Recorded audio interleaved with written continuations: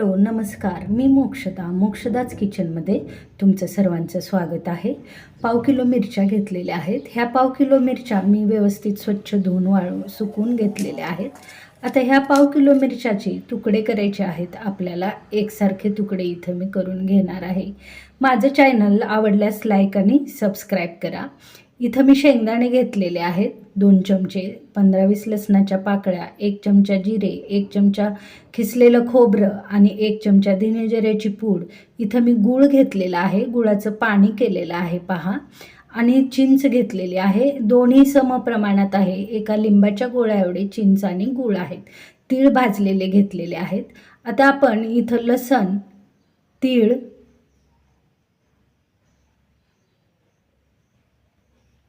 जिरे आणि शेंगदाणे ह्या सर्वांचं वाटून घेणार आहोत मिक्सरच्या छोट्या भांड्यात। इथं आपण सर्व वाटून घेतलेलं आहे। गॅसवर कढई ठेवलेली आहे पहा। आता ह्या कढईमध्ये मी तेल टाकलेलं आहे। जिरे आणि मोहऱ्याची फोडणी टाकून आपण चिरलेले जे मिरचीचे तुकडे आहेत ते मी कढईमध्ये टाकून घेतलेले आहे। त्यामध्ये मीठ, हळद घातलेलं आहे।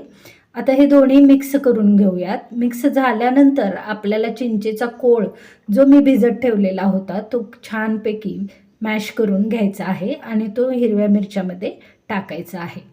इथं गूळ पण टाकलेलं आहे मी, गुळाचं पाणी। चिंच आणि गूळ याचं पाणी याच्यासाठी टाकायचं आहे की चिंच आणि गुळाचं पाणी हिरव्या मिरच्यामध्ये व्यवस्थित मुरून जायला पाहिजे, म्हणजे आपल्याला एक्स्ट्रा पाणी टाकायची गरज वाटत नाही।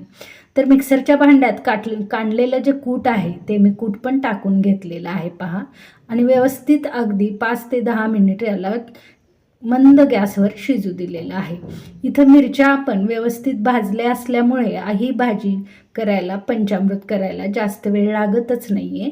आता भाज्या शिजत आल्यानंतर आपण ह्याच्यामध्ये थोडंसं मीठ टाकूयात चवीपुरतं। अगोदर टाकलेलं होतं। 5 मिनिट झाकून ठेवूयात। झाकून काढून पाहूयात शिजलेलं आहे आपलं पंचामृत।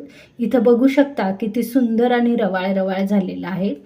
ह्याची टेस्ट खूप सुंदर, आंबट आणि गोड अशी लागते आणि हे पक्ष पंधरवाड्यामध्ये साईड डिश म्हणून नेहमी केलेली जाते।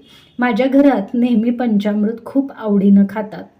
आंबट आणि गोड अशा प्रकारचं जे पंचामृत आहे तर हे आपलं तयार झालेलं आहे। लाईक आणि सबस्क्राईब।